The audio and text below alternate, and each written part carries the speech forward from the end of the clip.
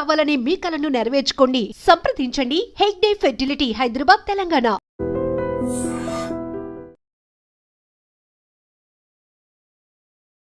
చాలా మంది మాట్లాడినటువంటి సిచ్యువేషన్, కానీ ఆయన చాలా చాలా మంచివాడు. ఎందుకంటే వాళ్ళ వైఫ్కి డిప్రెషన్, అట్లాగే కొంచెం మెంటలీ కొద్దిగా డిప్రెస్డ్ ఉంటుంది అని తెలిసినప్పటికీ కూడా చాలా ఓపికగా వాళ్ళ పిల్లల్ని కావచ్చు, అట్లాగే వాళ్ళ వైఫ్ని తేజస్విని కూడా చాలా బాగా చూసుకున్నాడు అనేటువంటి మాట చెప్తున్నారు. ఆయన స్వయంగా చెప్పడం కాదు, బిల్డింగ్లో ఒకరిద్దరు మాట్లాడినప్పుడు కూడా ఇదే మాట చెప్పిండ్రు. అంటే తనకి ఇష్యూ ఉంది, అంటే హెల్త్ ఇష్యూ తనకు ఉంది. కొంతమంది ఆ చుట్టుపక్కల వాళ్ళతోని కూడా కొన్ని గొడవలు అయినప్పటికీ కూడా అపార్ట్మెంట్లో ఉన్న వాళ్ళందరూ కూడా సపోర్ట్ చేసిండ్రు. బికాజ్ వాళ్ళ హస్బెండ్ ఇప్పుడు ఆ అపార్ట్మెంట్ ఏదైతే ఉందో దానికి మొన్న రీసెంట్లీ ఆయన ప్రెసిడెంట్ అయిన పరిస్థితి, అందరికీ అందుబాటులో ఉంటాడు, చాలా బాగా ఉంటాడు. అట్లాగే ఫ్యామిలీ మెంబర్స్ని, వాళ్ళ పిల్లల్ని కూడా చాలా బాగా చూసుకుంటారు.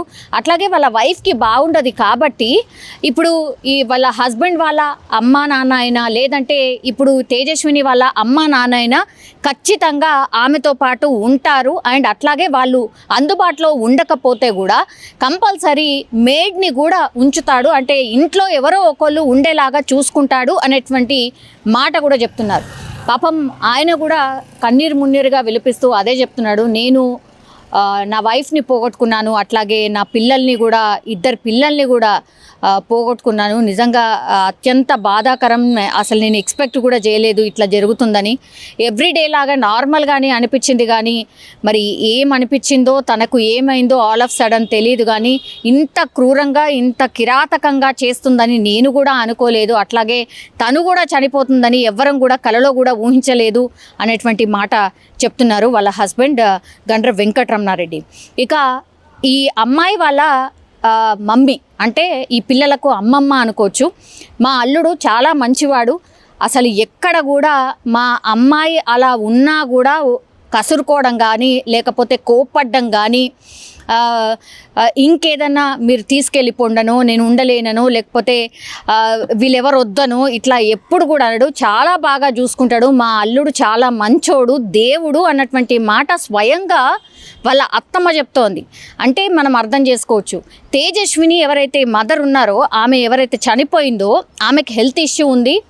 ఎన్నిసార్లు ఎన్ని డాక్టర్స్కి చూపినా కూడా ఆమె అంటే మార్పు రాలేదు, మానసికంగా ఆమెకు ప్రాబ్లం ఉంది.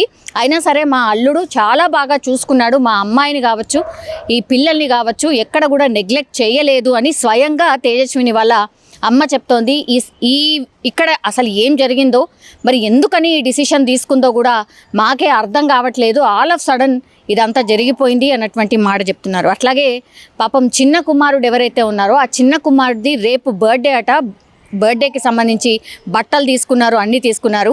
ఇక అందరూ వీళ్ళ అమ్మమ్మ కావచ్చు, లేకపోతే నానమ్మ కావచ్చు, ఇంకా జస్ట్ ఇవాళ వచ్చే వాళ్ళము, రేపే బర్త్డే కాబట్టి ఇంతలోనే ఇదంతా జరిగిపోయింది. అసలు మాకే అర్థం కావట్లేదు, ఇంత సడన్గా ఇది ఏంటి, అసలు మాకు అర్థం కాని పరిస్థితిలో ఉంది అన్నటువంటి మాట స్వయంగా తేజస్విని వాళ్ళ అమ్మ చెప్తోంది. అంటే ఈ ఇన్సిడెంట్లో ఆమెకు మానసికంగా బాలేదు కాబట్టే మరి ఏమనిపించిందో ఏంటో తెలీదు, కానీ అత్యంత కిరాతకంగా వాళ్ళ పిల్లల్ని అయితే చంపేసింది. ఆ తర్వాత తను కూడా బిల్డింగ్ పైనుంచి దూకి చనిపోయినటువంటి పరిస్థితి అయితే కనిపిస్తోంది.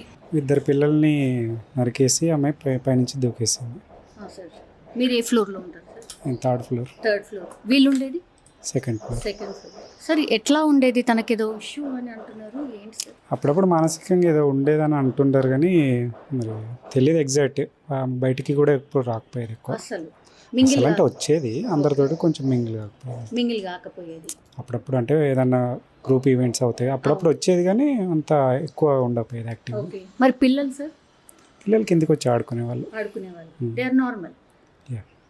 కానీ ఐస్కి సంబంధించి ఏదో ఉంది అని అంటున్నారు, కాబట్టి ఇక వాళ్ళ గురించి ఎగ్జాక్ట్లీ అందరికీ చెప్పరులే కదా. అవునా? అంటే మీకు అట్లా ఏమైనా అనిపించిందా సార్? పిల్లలు అయితే అంటే ఎగ్జాక్ట్ చెప్పలేం కదండి, వాళ్ళ ఇంట్లో ఇష్యూస్ ఎలా ఉన్నాయి అనేది చెప్పలేం కదా. ఇంట్లో ఇష్యూస్ అని కాదు, కానీ బయటకు వచ్చి ఆడుకునే వాళ్ళు కదా సార్? నార్మల్గా ఆడుకుంటారు. ఈవినింగ్ వాళ్ళ ఆమె తీసుకొచ్చి ఆడిపించేది. కొంచెం నాకు పెయిన్ వస్తుంది. సో అది సిచ్యువేషన్. సో ఇక్కడున్న బిల్డింగ్లో సో బిల్డింగ్లో ఉన్నటువంటి ఓనర్ కూడా అదే చెప్తున్నారు. సార్ 204 సార్ వాళ్ళ ఫ్లోర్ వచ్చేసి 204. జీవి రెడ్డి అంటే జీవి రెడ్డి మీన్స్ గండ్ర వెంకటరమణారెడ్డి. గండ్ర వెంకటరమణారెడ్డి అలా అని ఏం చేస్తారు సార్? ఫార్మాలో చేస్తాడు. ఫార్ములా చేస్తారు. ఓకే, వాళ్ళతోని ఏం ఇష్యూ లేదు. వాళ్ళు అందరు కలిసి ఉండేవాళ్ళ అంటే హస్బెండ్ కూడా ఉండేవాళ్ళ? ఇక్కడే ఉంటారు, నలుగురు ఇక్కడే ఉంటారు. అచ్చా, ఓకే. ఆయన ప్రెసిడెంట్ యాక్చువల్లీ. తనే ప్రెసిడెంటా? Oh no, okay. మీకు ఎట్లా ఉండేవాడు సార్ తను? జనరల్గా మాట్లాడేవాళ్ళం అంతేగాని ఇష్యూస్ అలాంటివి మనకు బయటకు అంటే మీకు ఇక్కడ ఏమున్నా సరే తనే కదా హ్యాండిల్ చేయాలి జనరల్ అయితే. అంటే రీసెంట్గానే తీసుకోండి. 03 సార్. సార్ ఏమైంది సార్ అసలు? వీళ్ళు వచ్చేసి 5 years దాకా ఉన్నారు. మేము ఫస్ట్ వీళ్ళే ఆక్యుపై చేసింది అపార్ట్మెంట్లో, తర్వాత నేను ఆక్యుపై చేసిన. వాళ్ళు నాకు ఫ్రెండ్స్. ఆయన 203 ఆయన వెంకటరెడ్డి. అచ్చా. చాలా పేసి ఉంటాడు కానీ ప్రాబ్లం ఏంటంటే వైఫ్కి కొంచెం ఇబ్బంది ఉండే. ఈజ్ నాట్ స్టేబుల్, అంత కంట్రోల్ ఉండేది కాదు. మెడికల్ ఇష్యూస్ ఉన్నాయి ఆమెకి. కిడ్స్కి కూడా ఆరోగ్యం బాగుండేది కాదు. Is full of control. But కాకపోతే ఏమైందంటే వాళ్ళ మామగారు కూడా బాగా సపోర్ట్ చేసేవాడు, అంతా బాగానే ఉండేది. ఈ మధ్యన కొంచెం ఆమెకి ఇంకా ఎక్కువ ఇబ్బంది పెట్టడం స్టార్ట్ చేస్తే ఒక 6 months నుంచి వాళ్ళు ఇంకో కేర్ఫుల్ కూడా చూసుకునేటోళ్ళు. కానీ ఈ వర్క్ ప్రెషరు, పిల్లలకి ఒంట్లో బాగుండకపోవడం, ఇక అందరి మీద ఒత్తిడి పడ్డది. ఈ మధ్యలో వాళ్ళ అత్తగారు కూడా మొన్ననే ఒక 4 months 5 months దాకా ఉండేది ఆమె కూడా హెల్ప్ చేయడానికి.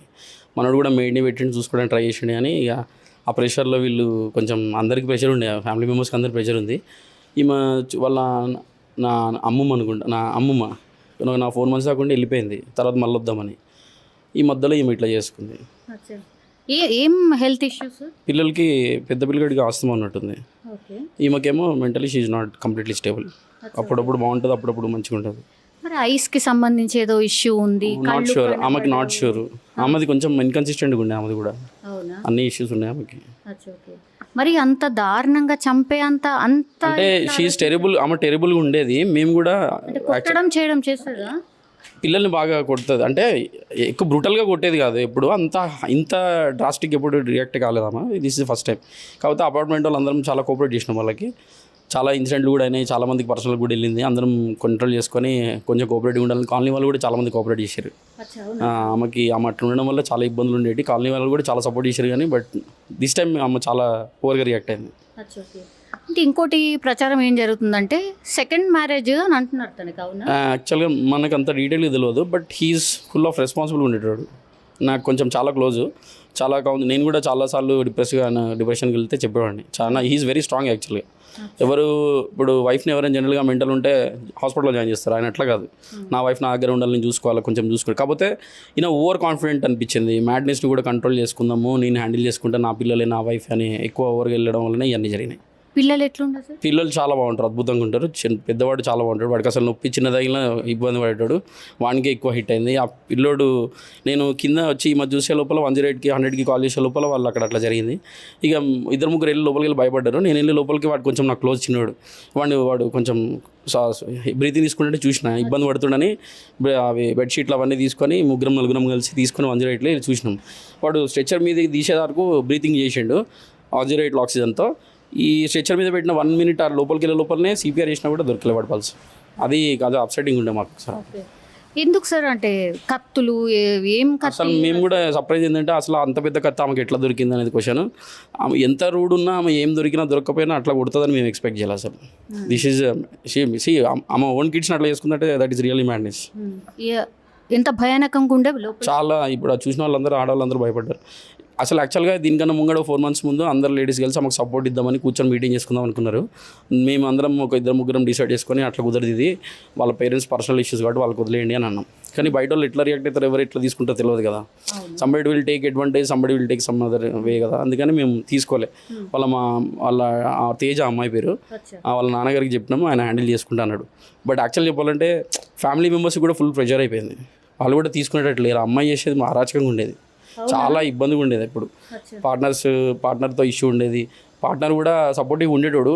Everybody is no one is perfect in this world, right? So ఆయనకు కూడా కొన్ని లిమిటేషన్స్ ఉంటాయి. ఆఫీస్ ప్రెషర్, పిల్లల్ని చూసుకోవడం, మ్యాడ్నెస్ని కంట్రోల్ చేసుకోవడం అనేది ఇంపాసిబుల్. అతనికి చెప్పినాం కానీ ఆయన కూడా కంట్రోల్ చేసుకున్నాను అనుకున్నాడు, కుదరలే. అంటే అత్తగారి వైపు అండ్ తన వైపు ఆయనకు అందరూ సపోర్ట్ చేసేటోళ్ళు. He is good at everything. ఇప్పుడు ప్రస్తుతానికి లాస్ట్ 6 months నుంచి కూడా ఆయన ప్రెసిడెంట్. అపార్ట్మెంట్ బాగా చూసుకునేటాడు, కాస్ట్ కంట్రోల్ కూడా బాగా చేసేటాడు. He's good, no complaints on him. ఏమంటే అమ్మాయిది అందరి మీద ప్రెషర్ అయిపోయింది. స్ట్రీట్లో ఎవరైనా డిస్కస్ చేస్తే ఆమె గురించి మాట్లాడుకున్నాను అనుకుంటుంది. అట్లనే ఒక 2-3 ఇన్సిడెంట్లు అయినాయి. చాలామందికి పక్కన బిసైడ్ అపార్ట్మెంట్స్ వాళ్ళకి కూడా తెలిసింది. నాకు యాక్చువల్గా ఏంటంటే నాకు క్లోజ్ ఫ్రెండ్ అయినా కిడ్నీ ఫస్ట్ చెప్పగానే ఏడ్చుకుంటారే నువ్వు ఏదో ఒకటి చేయరా అంటే నేను బిల్లియన్ పట్టుకొని వెళ్ళిపోయాను నేను. కానీ వాడు అక్కడ స్ట్రెచర్ బీడ ముందే చనిపోయేసరికి నేను కూడా అప్సెట్లో ఉండిపోయాను. వాళ్ళ హస్బెండ్ ఉండేనా? లేడు, ఆఫీస్లో ఉన్నాడు. అప్పుడే వస్తాడు మనోడు. ఇంకో హాఫ్ అన్ అవర్లో ఇంట్లో ఉండేవాడు యాక్చువల్గా. అన్నాడు నాతో, అరే ఏమేం చేసి ఈ పిచ్చిది ఏం చేసిందో చూడరా కొంచెం అని అంటే నేను పోయినా చూసుకున్నాను. అప్పటిలోపల 2-3 వేరు కానీ but no one could able to step inside. పెద్దోటి మొత్తం 1/2 లీటర్ 1 లీటర్ దాకా బ్లడ్ అంతా బ్లీడ్ అయిపోయి ఉండే. కానీ లోపలికి వెళ్ళి లోపల ఇన్సైడ్ వాడు కార్నర్లో వాడు బ్రీత్తో ఉన్నాడని ఎవరు గెస్ చేయలేడు. ఆ బ్రీతింగ్ సౌండ్తో నేను వెళ్ళడం వల్ల నాకు తెలిసింది, కానీ లేకపోతే no one could find it. ఇంకో 2 మినిట్స్ ముంగట తీసుకోబోయింటే చిన్నోడు బతికేటోడు అనిపించింది. అది అనిపించింది మాకు. 108 కూడా ఫాస్ట్గా వచ్చారు. ఇక అంతా బ్యాడ్ లక్ అని ఉంది. ఏం చదువుతున్నారు సార్ వాళ్ళు? పిల్లోడు ప్రిపేర్ సెకండ్ అనుకుంటా, పెద్దోడు ప్రిపేర్ 3rd అనుకుంటా. 5 to 7 ఏసి మధ్యలో ఉంటారు ఇద్దరు. అంతే ఏముండదు. పిల్లలు చాలా బాగుంటారు, మంచిగా ఉంటారు. పిల్లలకు కూడా ఏదో ఇష్యూ ఉంది, ఐస్ కనిపించవు, డ్రాప్స్ వేయాలి, ఏదేదో పెద్ద పిల్లడికి ఇక్కడ ఏంటంటే ఎవరికి లోపల ఏముందో తెలియదు. అందరూ అన్పాపులర్ అన్నీ చేస్తూ ఉంటారు. ఈజ్ వెరీ గుడ్ ఫాదర్, ఆమె కూడా very good mother. It's all madness. ఆమె అన్సర్టినిటీని కూడా ఆమెను కూడా పుష్ చేయలేము కదా. ఇన్ని రోజులు బాగానే చూసుకుందామా. షీ డెలివర్డ్ 2 babies 7 years దాకా చూసుకుందంటే she's not a mad mom, right? She also did. మెంటల్గా అన్స్టేబుల్ ఉంటే ఇక తను కూడా ఏం చేయగలదు. We can't blame anyone.